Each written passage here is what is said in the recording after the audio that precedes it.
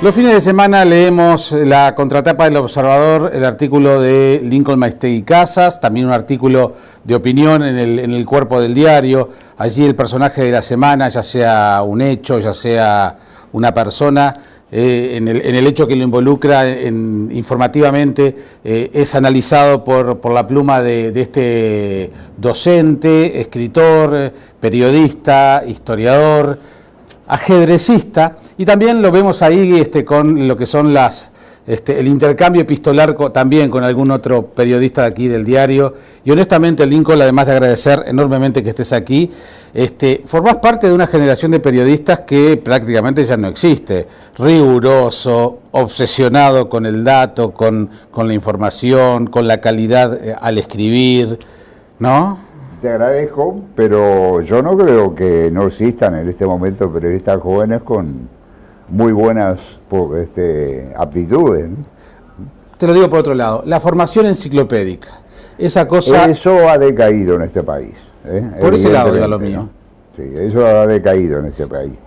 Y es una de las cosas, uno de los grandes debes que tiene la sociedad consigo mismo, ¿no?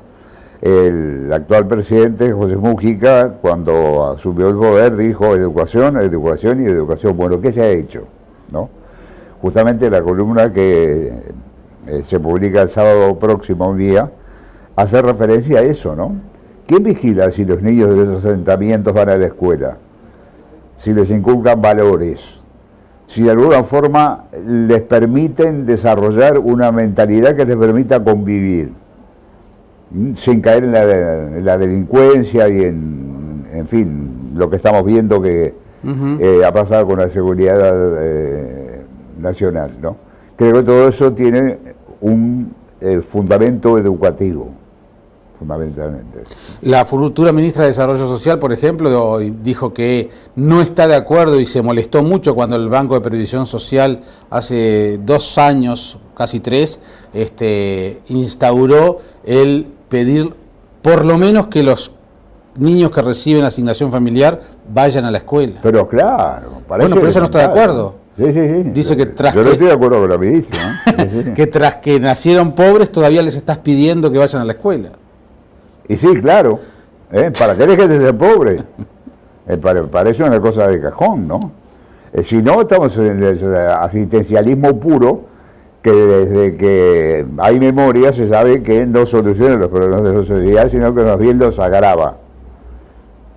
Porque da la idea de que el que trabaja o el que se esfuerza por mejorarse o el que trata de ir para adelante es un banana, ¿no? Y que lo que hay que hacer es esperar que el Estado o X institución te dé lo que necesitas para vivir.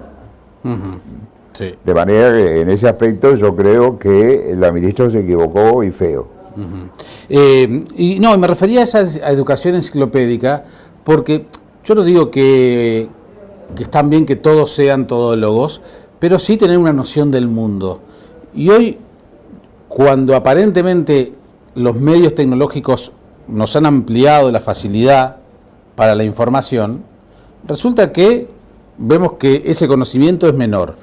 Por ejemplo, cuando más acceso a lecturas tenemos a través de Internet y cuando a nosotros capaz que nos costaba mucho comprar un buen diccionario en nuestra juventud, claro, sí. Hay más falta de ortografía que antes. Digo, parece todo un gran sinsentido. A ver, lo que pasa es que hay una caída vertical del sistema educativo, ¿no? Que tiene una incidencia, a mi juicio, fundamental en el quiebre de nuestra sociedad. Los sociólogos de hace 50 años, Arturo Ardao, Solari, hablaban de la sociedad hiperintegrada, ¿no? Es decir, el hijo del obrero, el hijo del abogado, el hijo de un hombre de clase media, el hijo de un rico, iban juntos al fútbol, iban juntos al cine, se divertían, ¿no? Íbamos a la escuela pública que nos igualaba todo. La escuela pública, claro, lógico, éramos algo fundamental, ¿no? Por razones que no viene al caso analizar ahora, una parte de esa sociedad se nos ha caído, y aparecieron los cantegriles, los asentamientos, ¿no? Y esos muchachos que te matan por 50 pesos. ¿Qué tiene que tener un tipo en la cabeza, ¿no? Para hacer una barbaridad así?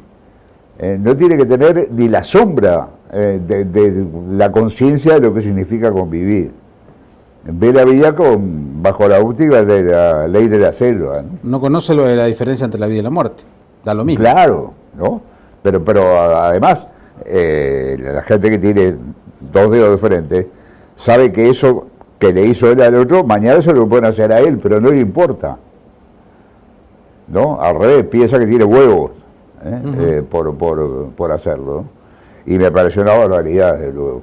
Yo creo que este país necesita hoy más que nunca una revolución, pero no lo que nosotros en los años 60 hablábamos de revolución. Necesita una revolución que termine con los asentamientos, que reunifique la sociedad, que recoja a la gente que se cayó y fue quedando por el camino, y que de alguna manera recomponga esa sociedad a la cual tú te referías. Nuestra cultura no era enciclopédica, era simplemente una cultura, diríamos, de buen nivel, y con un enfoque humanístico que en este momento parece un poco de modé, ¿no? Y a mí me parece fundamental, porque de nada vale, pasamos a otro tema, ¿no? Sí, sí. El conocimiento técnico, si tú no sabes cómo usarlo, si tú no sabes qué valores valores morales tenés que utilizar para usar esos conocimientos técnicos.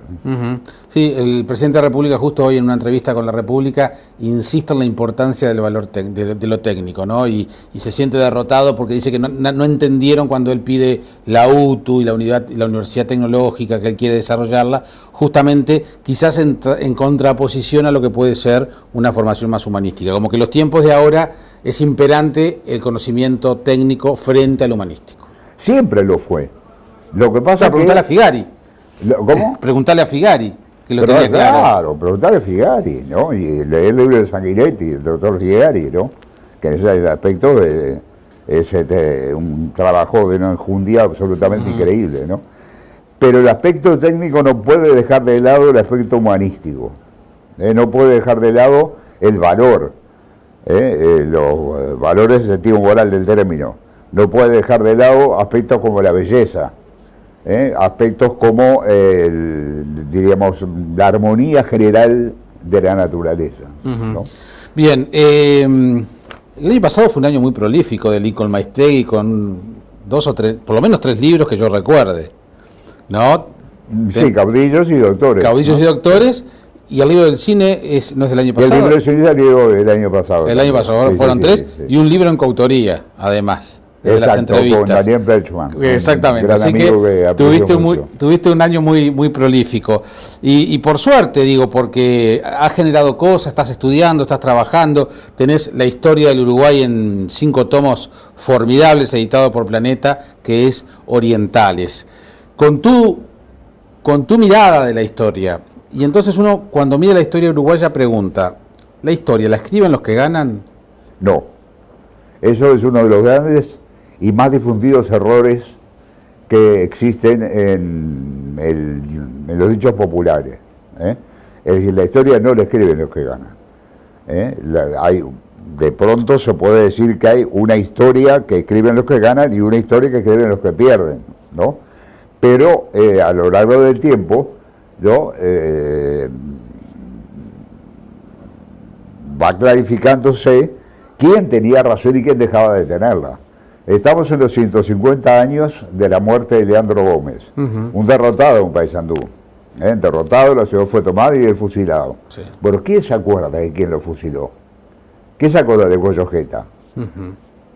En cambio, él es un héroe, es un héroe de alcance nacional, muy por encima de su condición de blanco y yo diría casi con resonancia de universalidad, ¿no? Entonces la historia no la escriben los que ganan, ¿no? Pueden escribirla desde luego, ¿no? Pero la historia que se acepta, en definitiva, a lo largo del tiempo, la que permanece, la que perdura, es la que escriben aquellos que tienen razón. Lo que sí hay varias miradas de la historia, como todo, claro, de todo hecho, sí, sí. Hay varias miradas. ¿Cómo definir la mirada de Lincoln Maistegui? ¿La mirada de? De Lincoln Maistegui sobre la historia del Uruguay. Bueno, yo creo que está bien expresado en los 5 tomos de Orientales, ¿no?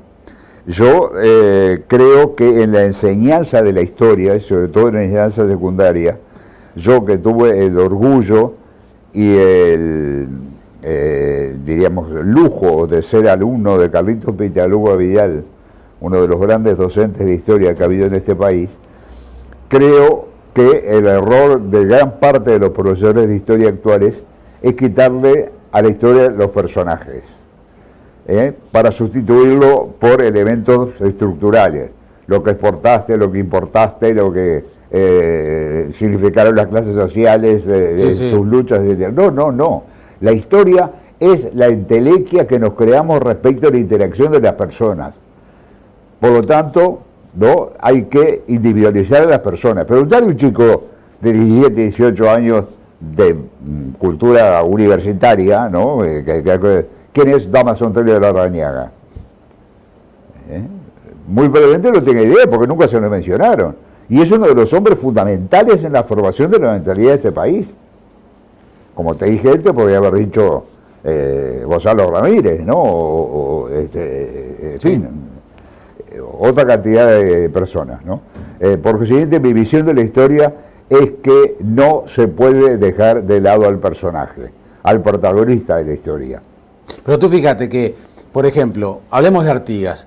De Artigas, cuando nosotros aprendíamos, no sé cómo sería en tu época, pero a mí me tocó la dictadura, pero también, digamos, más o menos eran los hechos, etcétera, etcétera. Pero cuando comenzaron a estudiar la vida de Artigas, ya ahí vinieron a la persona, al hombre, ya vinieron las diferentes posiciones. Entonces te encontrás con un Artigas visto por Pibel Devoto, otro por Reyes Abadí, otro por Vázquez Franco, otro por Padrón Fabre, otro por ti, Carlos Maggi. Claro. Digo, Claro, Caetano y Pepe Hervira. Claro, entonces son tantos Artigas que al final, ¿uno dónde se para? ¿Cuál es el Artigas? ¿Cómo fue Artigas si yo tengo 20 lecturas de lo que fue su vida? Y bueno, hay que tratar de tener criterio para escoger lo que realmente te convence o no te convence. No hay una verdad unívoca, ¿no? Es decir, Artigas fue todo eso. Fue el hombre despótico que hablaba Vázquez Franco. Fue también el demócrata que dijo: mi autoridad emana de vosotros y ese cese ante vuestra presencia soberana, ¿no? Fue el que escribió a Riviera y le dijo: espérenme el día menos pensado en esa. Va a ver si llego por ahí, me arreo por delante del gobierno y a tanto malandrín que no hace más que enturbiar los negocios, ¿no? Y es el creador de la idea federal, y de la idea republicana, como una imitación, de alguna manera, o una influencia de los Estados Unidos en estos territorios. Todo eso es verdad. Está en la subjetividad de cada uno aceptar, diríamos, un aspecto u otro. Bueno, hasta los militares lo usaron. Pero claro, ¿Cómo lo lo que pasa es que lo usaron y lo deformaron. Es decir, hablar cuando hablo de los militares con mucho respeto, y me estoy refiriendo fundamentalmente a los que encabezaron la dictadura. Sí, a eso me refería yo. Es decir, de los reglamentos del año 15. Y de la preocupación de Artigas porque los indios en sus reservaciones se gobiernen a sí mismos y cuiden de sus derechos como nosotros de los nuestros. Como sea, no olvidemos que ellos tienen el principal derecho, ¿no? Es Artigas se lo birlaron claro. a la gente, para darle la imagen de un hombre hierático, autoritario, montado en ese caballo imposible, ¿no? de la Plaza de Independencia, ¿no? Y después vino la vida institucional, donde Artigas renegó Artigas nunca quiso el Uruguay independiente. Eso que Franco tiene toda la razón del mundo, ¿no? Artigas fue siempre argentino. Pero además no argentino. Ahí es una picardía de la presidenta argentina. De Cristina Kirchner. Artigas lo que quería era la unidad del virreinato del Río de la Plata, lo que había sido el virreinato del Río de la Plata. La Argentina con tal no existía. Claro. Artigas lo que defiende es la unidad de las Provincias Unidas del Río de la Plata. Y se opone, pese a que se le ofrecieron varias veces para quitárselo de encima, a la independencia de la banda oriental. Eso es un hecho que no se puede negar, desde luego. Claro. ¿No? Y que en su último libro, Traición a la Patria, Vázquez Franco se encarga ha demostrado con, en fin, con mucha elocuencia, ¿no? Sí, sí, es así. No, pero es interesante cómo Artigas, con un orgullo muy grande, 20 años, ¿no? Del 30 al 50 cuando muere, ni pica por acá, ni le interesa. En cuanto fue derrotado en el año 20, se marchó para el Paraguay y no volvió nunca más. Pese a que el presidente Rivera, que eso es una cosa que la gente lo sabe poco, se ha difundido mucho una carta de Rivera a Ramírez, ¿no? Diciéndole que hay que terminar con Artigas, no sé qué, en un momento que tuvieron malas relaciones.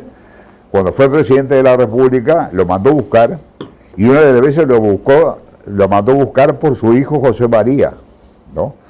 Vuelva a su patria, general, le dijo Artigas le contestó, yo ya no tengo patria, ¿no? Qué fuerte. Que es una frase durísima, desde luego, ¿no? Y allá se quedó y allá murió.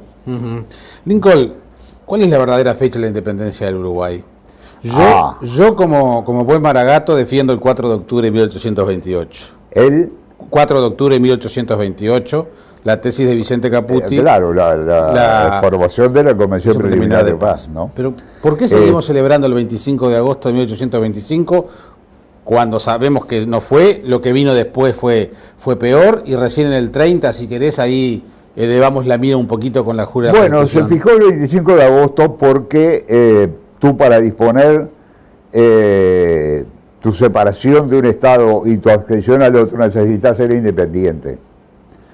Y entonces el 25 de agosto de 1825, en el famoso rancho de Florida, donde se reúne la Asamblea de Representantes del Pueblo Oriental, se proclamó la independencia de todo poder extranjero.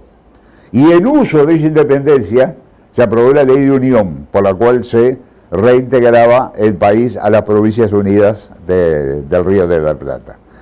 Yo creo que la preferencia de una fecha respecto a otra tiene mucho que ver también con un problema de imagen histórica, ¿no?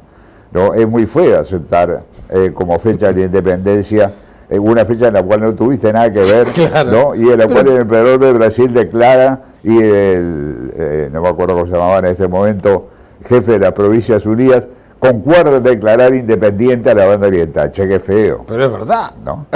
Sí, es verdad, sin duda, pero es una verdad parcial, porque hay antes muchos años de lucha por la autonomía, por separarse de la influencia de Buenos Aires, por ser dueño de su propio destino.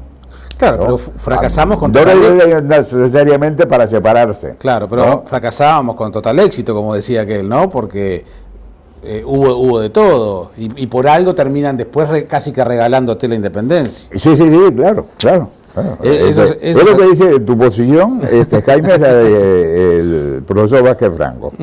Dice, acá no hay otra fecha de independencia que octubre de 1828. 4 de octubre, y la única plaza que lo recuerda en todo el Uruguay está en San José.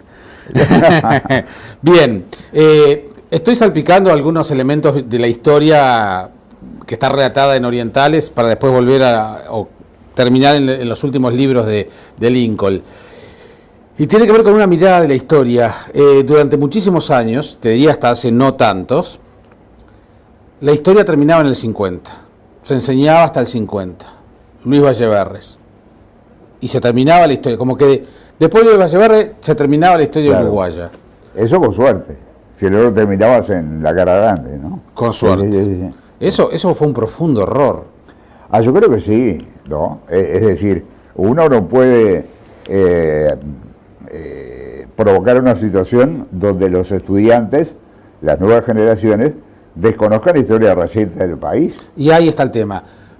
¿Cuándo se empieza a enseñar la historia? ¿Desde cuándo un hecho pasa a ser historia? Porque para muchos la historia muy reciente no está bien enseñarla porque se ha perdido perspectiva. Entonces terminan los docentes o los materiales contaminados de lo que es esa cercanía. Eso es verdad y es inevitable, pero también es necesario. Es decir, yo fui un hombre que militó activamente contra la dictadura. Me comí 11 años de exilio, ¿no? Y, en fin, ¿no? Tengo una posición muy crítica respecto a la dictadura, pero tengo que darla. Tengo que enseñársela a los jóvenes, y lo más objetivamente posible. Es imposible, ¿no? Diciendo, la dictadura no cayó del cielo, no fue una cantidad de malos uruguayos que un día les recibieron todo el poder. Había habido antes una ruptura de la convivencia, una violencia instaurada por los Tupamaros, un autoritarismo instaurado por Pacheco Areco, etcétera, etcétera, y todo eso determinó un quiebre de la situación democrática y la instauración de la dictadura, que tuvo tales y cuales proyectos, de los cuales consiguió realizar solo una mínima parte, ¿no? Y finalmente se encontró con la resistencia popular y el hecho inédito en la historia universal de una dictadura que pierde un plebiscito constitucional, ¿no? ¿Cómo no le vas a enseñar eso a un estudiante? Obviamente que sí, ¿no? El tema es la lectura, porque tú te encontrás con gente que dice, ya que los mencionaste, el movimiento Tupamaro se alzó contra el sistema democrático, eran unos Robin Hood que le iban a repartir, a robar a los ricos para dar a los pobres, y por otro lado te encontrás con los otros que dicen que no, que en realidad fueron los responsables del deterioro del sistema democrático que desembocó en la dictadura. Yo me adhiero calurosamente a la segunda hipótesis. No hay tal Robin Hood. Primero que Robin Hood no existió, ¿no? Pero dejemos eso de lado, ¿no? Es decir, la acción de los Tupamaros, más allá de las intenciones que podían ser las mejores del mundo, era hacer una revolución a la cubana. Y ya vemos lo que ha pasado en Cuba, ¿no? Eso, lógicamente, si yo te tiro con balines, me vas a contestar en los mismos términos. Hizo imposible la convivencia democrática y entonces fue deteriorando el sistema largamente y difícilmente construido después de 1904, ¿no? De convivencia y alternancia de los partidos en el poder, hasta terminar en la dictadura, ¿no? O sea que les cabe una responsabilidad fundamental. Algunos de los Tupamaros más lúcidos y intelectualmente más honestos lo han reconocido así. Hubo una generación de políticos brillantes previo a la dictadura y en la reinstitucionalización de la democracia, la reinstitucionalización del país, estaban esos, Wilson Ferreira como líder, no ingresó al Parlamento, pero bueno, estaba Rodney Arismendi, estaba Enrique Rodríguez, estaba, bueno, Sanguinetti, había una cantidad, Tarigo, que no había tenido participación anterior, claro. pero y como que después también esa generación, ya que empezamos hablando de generaciones en este espacio contigo, Lincoln, también ha ido modificándose, ¿no? Y hoy ya los legisladores, el Parlamento, ya no tiene aquel peso específico que tuvo para lo de tu generación. No lo tuvo, no lo tiene evidentemente, y yo no creo que eso tenga nada que ver con el brillo de las personas. Creo que tiene que ver con la manera como se ha reconstituido el sistema democrático, de tal manera que las cosas se acuerdan en los pasillos y después la gente va y vota, ¿no? Aquellas grandes polémicas parlamentarias de las cuales hemos oído hablar, sí. Aquellas respuestas brillantes de Wilson Ferreira o anteriormente de Frugoni, ¿no? Sí. Que esta es una anécdota relativamente poco conocida. Había sido ballista en sus años mozos, ¿no? Frugoni. Sí, ¿no? Después fundó el Partido Socialista de Uruguay a partir de 1910. Y entonces, en determinado momento, estaba defendiendo, los socialistas en aquella época utilizaban una camisa verde para distinguirse de los comunistas. Estaba defendiendo un proyecto del gobierno colorado. Y un legislador blanco le dice, lo que pasa es que el doctor Frugoni tiene camisa verde, pero ropa interior colorada. Y Frugoni se da vuelta y le dice, no sabía que Solomara fuera tan indiscreta, ¿no? Bueno, eso, ¿no? Y la otra famosa anécdota de Frugoni cuando le dice un diputado, el doctor Frugoni da una en el clavo y otra en la herradura. ¿Y usted para qué se mueve? Le dijo Frugoni. No, bueno, esas cosas ya no pasan. Diríamos, pequeñas anécdotas parlamentarias, no se ven hoy. ¿No? Es decir, yo creo que el Parlamento ha perdido peso en ese sentido, ¿no? Todo el mundo sabe quién es José Mujica, ¿no? Y sabe sus características y le tiene mayor o menor simpatía. Pero preguntarle a la gente en general quiénes son los legisladores de uno y otro partido, y se recordará 2 o 3 así vagamente, ¿viste? Sí, sí, ¿no? sí, es así. Bien, ahí te veíamos en una de las fotos firmando libros del ejemplar de Caudillos, que es el antecedente de este Doctores que salió a fines del año pasado, que tiene además la misma tipografía, el mismo diseño, la tapa. No sé si forma parte de alguna serie que estás pergeneando, pero sí es identificar a esas personas de nuestra historia que han tenido incidencia. Ahí sí, la importancia de las personas. Claro, ahí sí, lógico. A diferencia de lo que decías recién, ahí sí es el brillo de las personas, ya sean caudillos, ya sean doctores, pero que por algún motivo se han destacado. Pero por supuesto que sí, ese es el objetivo. Rescatar en breves biografías la historia de la gente que ha influido en la manera de pensar y de ver la vida y de ver el futuro de este país. Algunos fueron caudillos, es decir, por su propio carisma arrastraban a la gente, pero llevaban a cabo, bien o mal, con razón o sin ella, con éxito o sin él, las ideas de los doctores, ¿no? De ahí la idea de hacer un libro sobre esta gente que, sin haber tenido de pronto una participación, algunos sí la tuvieron, ¿no? Pero algunos no, protagónica en los hechos políticos, los determinaron, porque su pensamiento tuvo una influencia absolutamente increíble, ¿no? En ese tomo no, pero en el tomo 2 está la figura de Andrés Lamas, por ejemplo, ¿no? El famoso manifiesto de Andrés Lamas, el manifiesto fusionista, que dice: tienen que desaparecer blancos y colorados y tenemos que crear el Partido de la Nación, que influyó tanto a don Bernardo Doerro, ¿no? Pero ese hombre cambió la historia de este país. No, nos guste o no nos guste. Mira ahora, ¿no? abrí el diario Hoy. Pero claro. Que es lógico. El Partido de la Concertación, ¿no? Es eso. Y bueno... digo, salvando las distancias, digo... Claro, hay muchas distancias, ¿no? El Partido de la Concertación es un acuerdo municipal. No, está bien, pero conceptualmente, sí, conceptualmente claro, es la idea. Claro, ¿no? Lamas decía, ni el más inteligente de las personas puede decirme una idea política, una idea moral, una idea ética que separa un blanco de un colorado, ¿no? Y sin embargo se estaban matando las cuchillas alegremente, ¿no? Sí, estamos hablando de qué época. Y estamos hablando de 1850 y pico, 60, ¿no? Entonces, él publica su famoso manifiesto, ¿no? Y entonces hay que recogerlo y hay que decírselo eso a la gente, ¿no? La gente conoce en general los caudillos, ¿no? Es decir, por lo menos los interesados en la historia. Saben quién fue Artigas, saben quién fue Rivera, saben quién fue Lavalleja, saben quién fue Oribe, saben quién fue Aparicio Saravia, saben que fueron los caudillos civiles de este país, Luis Alberto Herrera, José Obedero Ordóñez, Wilson Ferrial Donate, pero no tiene el mismo conocimiento respecto a los doctores. Lo que pasa es que el concepto de doctor, o doctor sin la C, sí, tiene o tuvo alguna carga peyorativa en su momento. La tuvo, efectivamente. O la tiene en la poesía...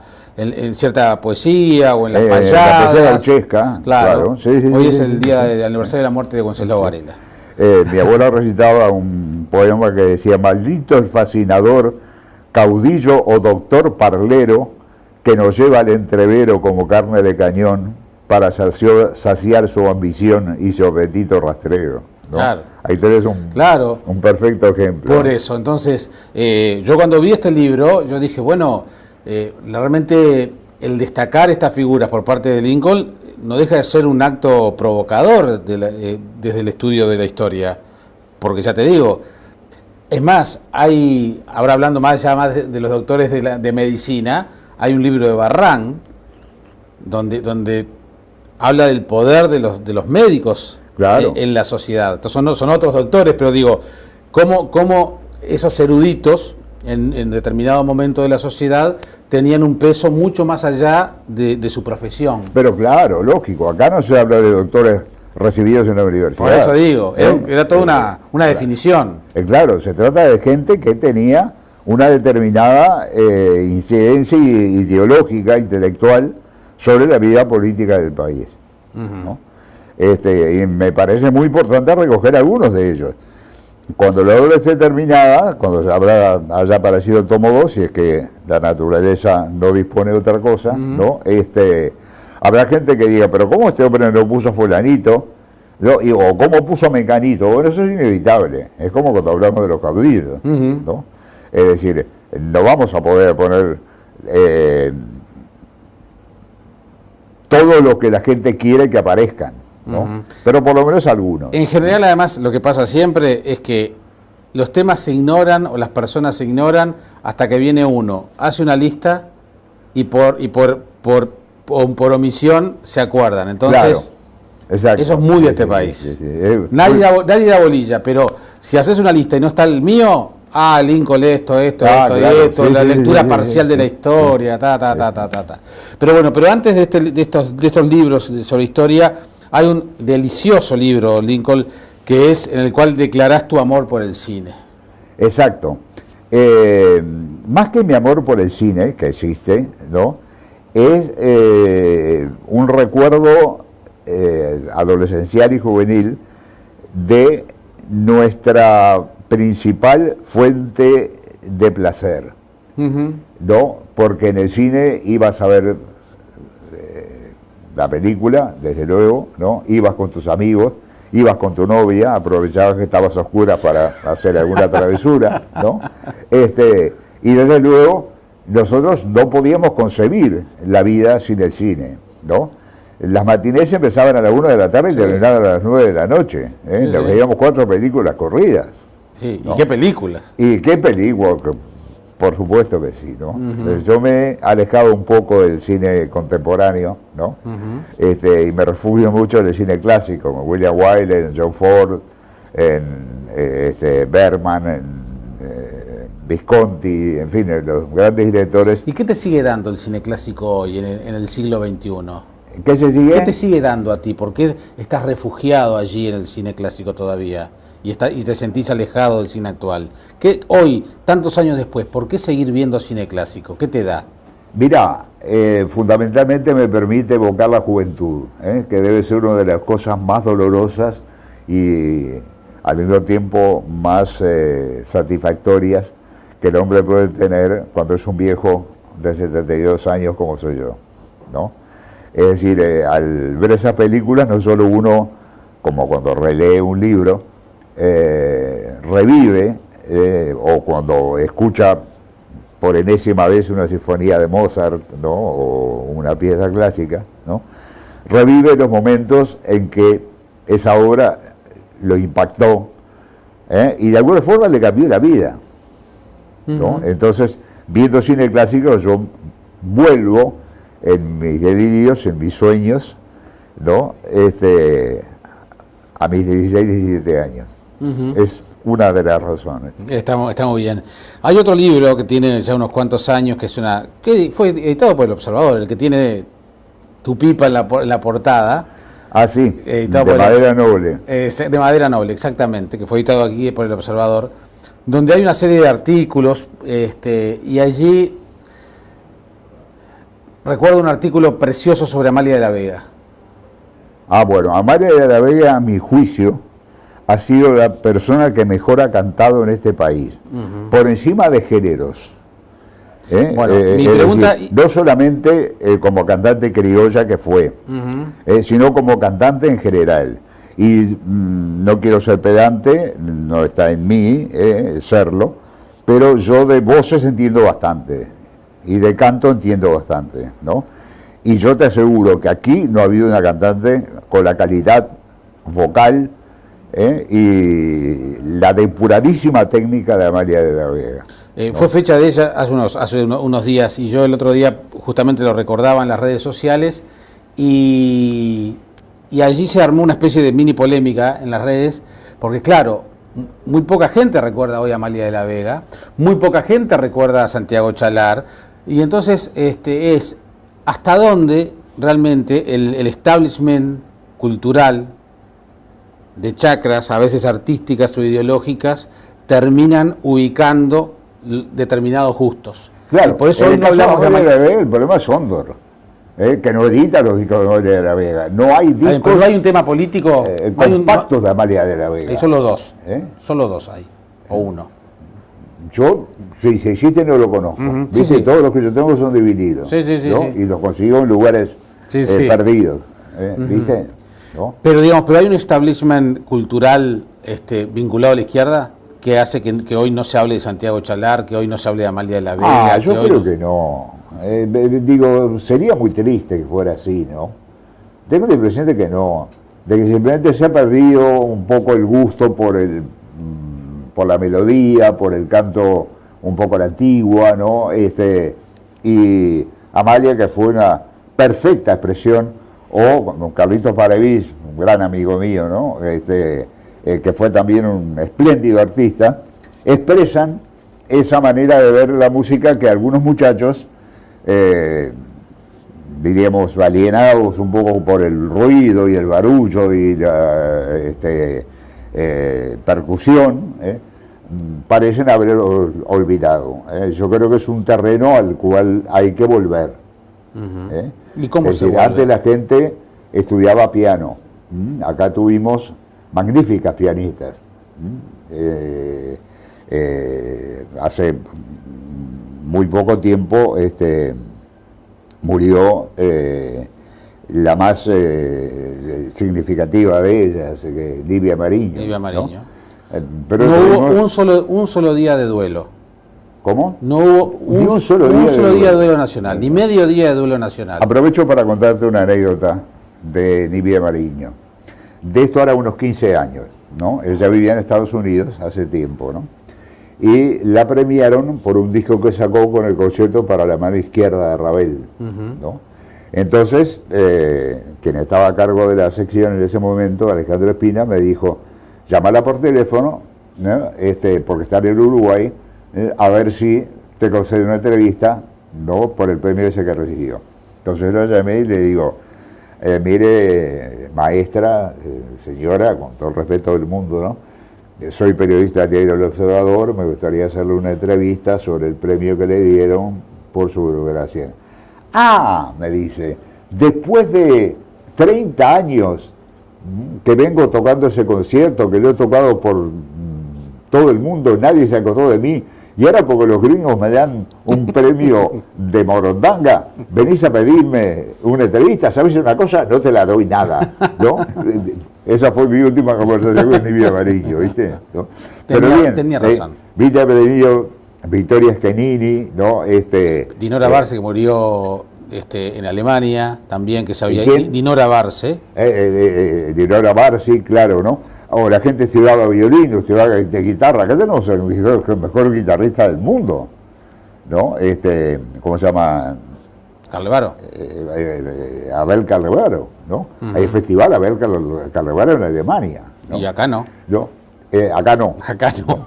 Pero no me preocupa tanto eso. Me preocupa que los muchachos ahora escuchan tamboriles, escuchan música a unos niveles peligrosos para su salud, la audición, ¿no? Y han perdido ese sentido de la música como vehículo que te lleva a una esfera distinta, más bella, más armónica, es decir, de que hablaba Platón. Pero, por ejemplo, Raquel Goldorini hace desde hace 11 años un festival internacional de piano y ha estado mendigando apoyos oficiales por todos lados. Ahora, por suerte, recaló y medio a contraopinión por parte de la Intendencia en el Teatro Solís. Pero ella solventa y banca todo un festival que trae gente del exterior para tocar piano. Si no fuera por la iniciativa personal, el esfuerzo personal de Raquel nos perdíamos de tener a los mejores pianistas, por lo menos de la región. Claro, lógico, sí. Es lamentable que eso forme parte de la caída general cultural de este país. que de ser un país que se destacaba en el mundo por el altísimo nivel de su cultura, hemos pasado a ser, diríamos, del montón de abajo. Fíjate, ¿no? Tú, hoy antes de salir al aire mencionábamos, uno de los grandes guitarristas que tiene este país, como el doctor Álvaro Córdoba, le va excelente en todo el mundo y acá, nada. No lo conoce. Eduardo Fernández, otro, claro. Otro. Sí, sí. Luis Di Matteo, bandoneonista, toca en toda Europa. Claro. Marino Rivero, que se murió hace Marino poco, Rivero se murió. ¿no? Era el mejor guitarrista del mundo. Creo que el único que escribió una nota sobre la muerte de Marino Rivero fui yo, El Observador. Bien, y Marino Rivero, un par de meses antes, había estado en mi programa de radio reclamando que no lo llamaban del Solís. Yo hice gestiones ante el director del Solís para que lo convocaran y no lo convocaron. Ajá. El Ciruja Montero. Sí, gran amigo. ¿No tiene lugar o espacio en alguna de las óperas del Solís o del Sodre? Un tipo que cantó, que fue planta estable del Liceu de Barcelona. Sí, claro. No sé, por decirte algunos. Claro, sí.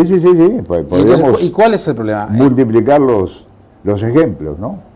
Es que como eso no rinde económicamente, parece que a las instituciones del gobierno no les interesa promover ese tipo de... Pero se están trayendo voces de Argentina, de Chile, para las óperas tan exitosas que está haciendo el Sodre. ¿A vos te parece que el Ciruja Montero no tiene un lugar allí? Pero claro que lo tiene. Y aquí quiero deslindar completamente mi calidad de amigo personal, íntimo amigo de Ciruja Montero, que me acaba de prestar una serie de ensayos de su abuelo, ¿no? Se me va el nombre en este momento, ¿no? De el juicio que me merece como artista. Claro. ¿No? Es una artista de primera, por supuesto que tiene lugar. A mí ese tema de la falta de reconocimiento es un problema que este país es muy mezquino. No, claro que sí. Se ha convertido en un país muy mezquino, ¿no? En el devenir del tiempo, ¿no? Así que bueno. Montero Bustamante. Montero Bustamante, exactamente, de Ciruja, exactamente. Bien. Bueno, el libro Doctores está en las librerías, están los 5 tomos de Orientales, desde que nacimos desde el nacimiento mismo de la patria hasta la actualidad. Sí, concretamente hasta la victoria del doctor Tabaré Vázquez. Exactamente. Y después está el libro Caudillos también, está el libro del cine.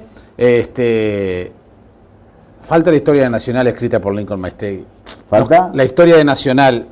La tenemos en el debe. Un libro que editó Nacional sobre el Parque Central, ¿no? Y la historia del Parque Central. Muy breve, muy pequeño, pero algunos datos hay. Bueno, así, ¿estás contento con Nacional? Obviamente que sí. ¿No? Obviamente que sí. Aunque la alegría va por barrios. Vamos a aprovechar el cuarto de hora que nos toca, ¿no? Sí, pero claro que sí. Que como la vida, ¿viste? Hay que aprovechar mientras existe, ¿no? Lincoln, ha sido un gusto recibirte. En la medida que te leemos todas las semanas en El Observador, nos gustaría tenerte seguido aquí en El Observador TV. Muchísimas gracias. Aprovecho para señalarte que hace un año y pico grabé un disco con canciones viejas, bien acompañado, ¿no? Con Juan Rodríguez en el violonchelo, piano, Daniel Petruccelli, que hizo los arreglos, con canciones antiguas, lo titulé De Otro Tiempo, canciones que cantaba mi abuela, ¿no? Que recuerdo de mis tíos y de mis mayores, ¿no? Y que bueno, ahí está. ¿Y ese disco se encuentra en algún lado o es simplemente un gusto que te sacaste? No, la verdad es que yo no me he encargado de la distribución. Pero bueno, pero en los artículos tuyos del Observador aparece tu mail, así que sí, lo van a escuchar por Sábado Sarandí seguro, así que ya lo saben. ¿Y qué te falta por hacer? Porque escribís sobre ajedrez, cine, fútbol, historia. ¿Qué te queda por hacer? Morirme. No, pero eso falta, así que olvídate. Gracias por venir. No, gracias a ti, Jairo, por la invitación. Por favor, ya sigue la rutina informativa del Observador TV cuando son casi las 3 de la tarde.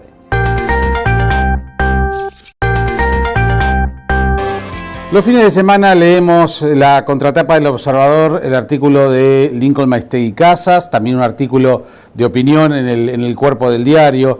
Allí el personaje de la semana, ya sea un hecho, ya sea una persona, en el hecho que lo involucra informativamente, es analizado por la pluma de este docente, escritor, periodista, historiador, ajedrecista, y también lo vemos ahí con lo que son el intercambio epistolar también con algún otro periodista de aquí del diario. Y honestamente, Lincoln, además de agradecer enormemente que estés aquí, formás parte de una generación de periodistas que prácticamente ya no existe, riguroso, obsesionado con el dato, con la información, con la calidad al escribir, ¿no? Te agradezco, pero yo no creo que no existan en este momento periodistas jóvenes con muy buenas aptitudes. Te lo digo por otro lado, la formación enciclopédica, esa cosa... Eso ha decaído en este país. Por ese lado iba lo mío. Sí, eso ha decaído en este país. Y es una de las cosas, uno de los grandes debes que tiene la sociedad consigo mismo, ¿no? El actual presidente, José Mújica, cuando asumió el poder, dijo educación, educación y educación. Bueno, ¿qué se ha hecho? ¿No? Justamente la columna que se publica el sábado próximo día hace referencia a eso, ¿no? ¿Quién vigila si los niños de esos asentamientos van a la escuela? Si les inculcan valores, si de alguna forma les permiten desarrollar una mentalidad que les permita convivir, sin caer en la delincuencia y en fin, lo que estamos viendo que ha pasado con la seguridad nacional, ¿no? Creo que todo eso tiene un fundamento educativo, fundamentalmente.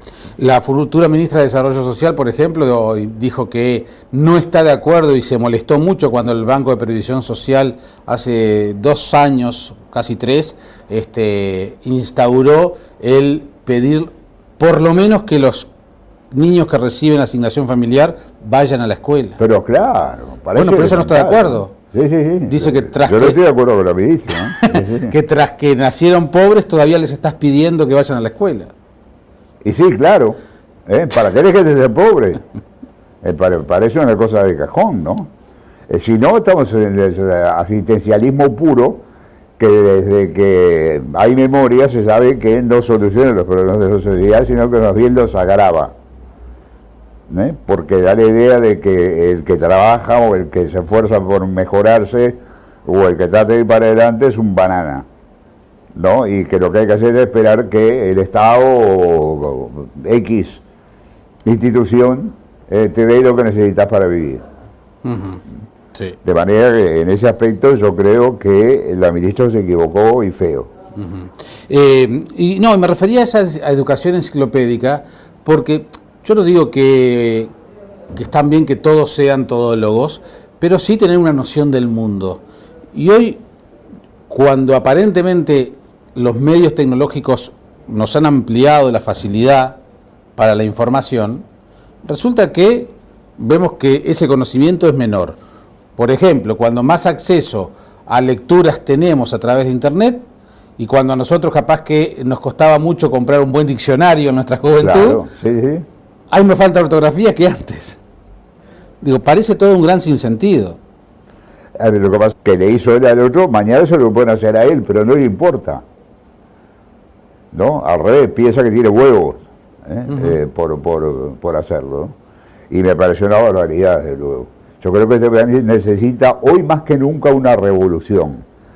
Pero no lo que nosotros en los años 60 hablábamos de revolución. Necesita una revolución que termine con los asentamientos, que reunifique la sociedad, que recoja a la gente que se cayó y fue quedando por el camino, y que de alguna manera recomponga esa sociedad a la cual tú te referías. Nuestra cultura no era enciclopédica, era simplemente una cultura, diríamos, de buen nivel, y con un enfoque humanístico que en este momento parece un poco de modé, ¿no? Y a mí me parece fundamental, porque de nada vale, pasamos a otro tema, ¿no? Sí, sí. el conocimiento técnico, si tú no sabes cómo usarlo, si tú no sabes qué valores valores morales tenés que utilizar para usar esos conocimientos técnicos. Sí, el presidente de la República justo hoy en una entrevista con la República insiste en la importancia del valor técnico. Sé que hay una caída vertical del sistema educativo, ¿no?, que tiene una incidencia, a mi juicio, fundamental en el quiebre de nuestra sociedad.